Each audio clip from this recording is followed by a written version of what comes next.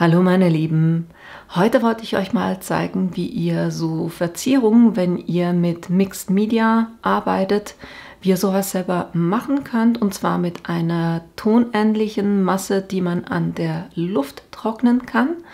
Mehr dazu sage ich euch gleich nach dem Intro.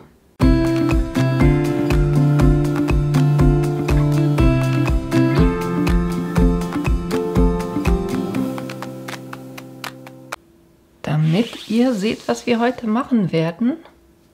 Ich will euch zeigen, wie ihr solche Elemente für eure Mixed Media Projekte, wie zum Beispiel Scrapbooks oder Boxen, Holzboxen, Kartonboxen, teilweise auch Karten, wie ihr sowas mit einer Knetmasse und auch verschiedenen Silikonformen das selber machen könnt, und nur damit ihr seht, wie filigran ihr hier gehen könnt. Das sind die Details, die ihr mit dieser Knetmasse und der Silikonform hinbekommt. Ich finde das absolut hammermäßig. Und die Sachen kann man natürlich auch teuer kaufen, aber ihr könnt sie eben auch selber machen und dann entsprechend mit Farben noch weiter bearbeiten, wenn ihr das wollt. Die könnt ihr irgendwo festkleben. Das funktioniert alles wunderbar. Und wie ihr sowas machen könnt, das gucken wir uns jetzt an. Was ihr für dieses Projekt braucht, ist irgendeine Art von Silikonform, so wie sie euch gefällt. Ich habe verschiedene Silikonformen. Hier die ganz filigranen, da arbeite ich eben gern mit dieser Modelliermasse, die an der Luft trocknet und die dann schlussendlich so tonähnlich ist. Das heißt, die müsst ihr nicht backen und die kann ich dann wunderbar eben 24 Stunden einfach trocknen lassen und dann sind die auch schon fertig. Ich werde natürlich heute nicht alle machen, ich wollte euch einfach nur so zeigen, da gibt es zum Beispiel solche mit solchen Schlaufen, Rosen, dann so Kronen, Schmetterlingen, Federn, Engelsflügel, dann so verschiedene Ornamente, und die beiden werde ich effektiv verwenden heute. Und da mache ich, das Große ist mir schon zu groß, das verwende ich dann eher fürs Betongießen. Aber ich würde mal sagen, ich mache diese hier plus diese Form, damit ihr einfach mal seht, wie das funktioniert. Ich habe gerne auch ein Messer auf dem Tisch, damit ich den Überstand abschneiden kann. Dann habe ich einfach ein Stück Pappe, weil ich löse das raus, während es noch nicht getrocknet ist. Und dann kann ich das hier drauf wunderbar trocknen lassen. Modelliermasse gibt es verschiedene. Ich habe hier die von Stetter. Und ich packe die einfach immer so eine Tüte rein, weil die ja eben an der Luft trocknet und das möchte ich nicht. Und ich habe einfach ein großes Papier auf dem Tisch, weil ich gerade keine Zeitung zur Hand habe. Aber das hilft so ein bisschen, dass das, was ich hier irgendwie an Material drüber hinausgeht, dass ich da schneller meinen Arbeitsplatz geputzt habe. Was ich ganz vergessen habe, ist noch ein bisschen Papier. Das hole ich gleich noch. Auch noch das Papier. Und natürlich ist es gut, wenn ihr irgendwas in der Nähe habt, wo ihr eure Hände dann waschen könnt, weil es wäre gut, wenn ihr damit fertig seid, dass ihr möglichst schnell auch eure Hände wascht. Jetzt zum Arbeiten. Ich fange mal hier mit den Herzen an. Ich versuche immer so möglichst die Masse rauszunehmen, die ich brauche. Knete die ein bisschen zusammen und dann drücke ich die wirklich gut in die Form rein. Wenn zu viel ist, kann ich das mit den Fingern auch schon runterstreichen und in die nächste Form rein geben. Weil das ist, im Moment ist es wunderbar, kann man da immer noch das in der Form verändern.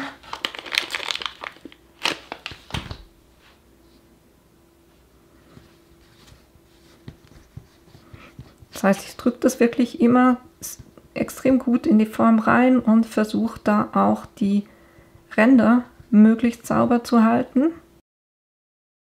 Und ihr habt gesehen, ich habe die Form vorher auch nicht behandelt. Das ist wirklich vom Silikon her, das lässt sich wunderbar rauslösen auch wieder.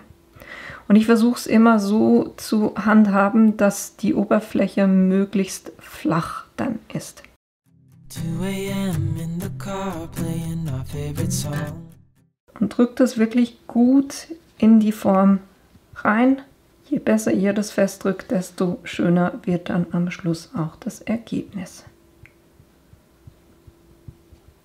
Wenn es jetzt oben so ein bisschen über die Kanten rausgeht, ist es nicht so schlimm. Ihr könnt es immer noch am Schluss, wenn ihr es rausnehmt, die Kanten so ein bisschen noch reinigen. So, ich habe das Gefühl, das passt. Das lasse ich so stehen. Jetzt kümmern wir uns noch um das hier.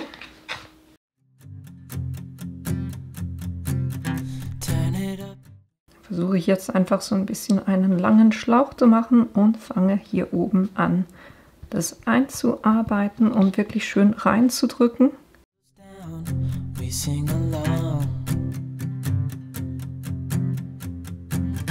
The summer night has just begun. The moon is bright, let's have some fun. Oh, this is everything with you right next to me. So alive and dann könnt ihr mit dem Messer, wie gerade so bei solchen Elementen, gehe ich gerne oben drüber, wenn ich das wirklich gut reingedrückt habe, einfach schön entlang der Form.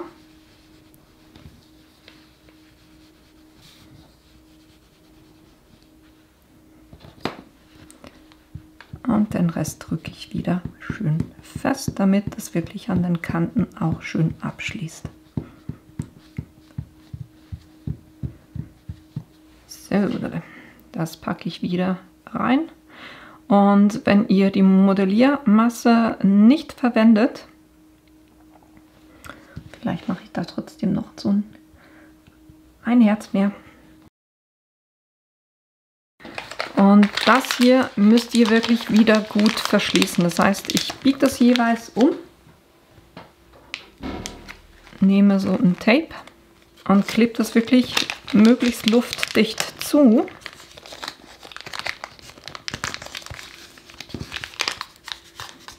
Damit mir das nicht festtrocknet.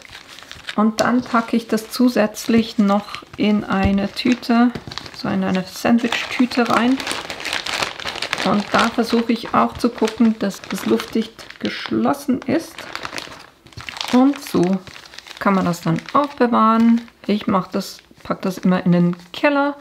Da ist es nicht zu warm und da hält es eigentlich wunderbar. Es gibt Leute, die lassen das jeweils in der Form drinne trocknen. Ich löse das jeweils schon raus und lasse das so trocknen, aber vorsichtig natürlich. Das heißt, ich drücke hier entgegen von unten, hebe das einfach so ein bisschen ganz sanft, gar nicht groß jetzt hier dran herumdrücken.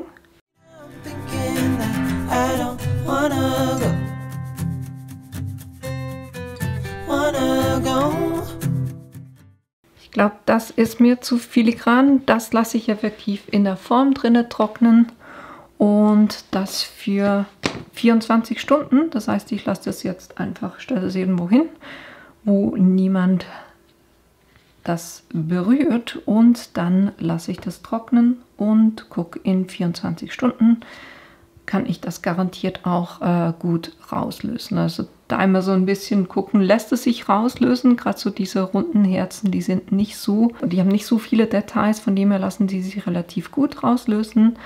Bei solchen filigranen Teilen lasst ihr es vielleicht trotzdem besser in der Form drin und löst das dann erst raus, wenn es getrocknet ist.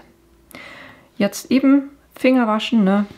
Werkzeuge waschen und dann kann man das beim nächsten Mal wieder einsetzen. So, die 24 Stunden sind bei mir um und die Herzen hatte ich ja vorher ausgelöst. Und da seht ihr, wie diese kleinen Herzen aussehen. Und wenn ihr am Rand so Überstand habt, dann könnt ihr die auch ein bisschen abkratzen, damit ihr da einen schöneren Rand habt.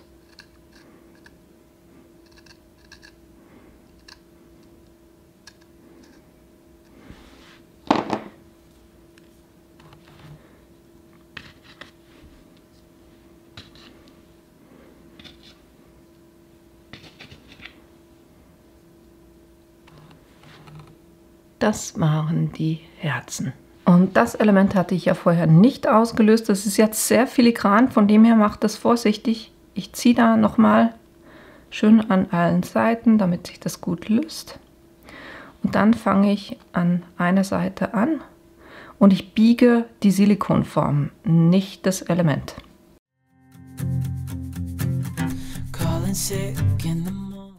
Ist das nicht cool? Ne? Die ganzen Details hier drinne, auch da, wenn ihr kleinere Überstände habt, dann könnt ihr die noch wegmachen.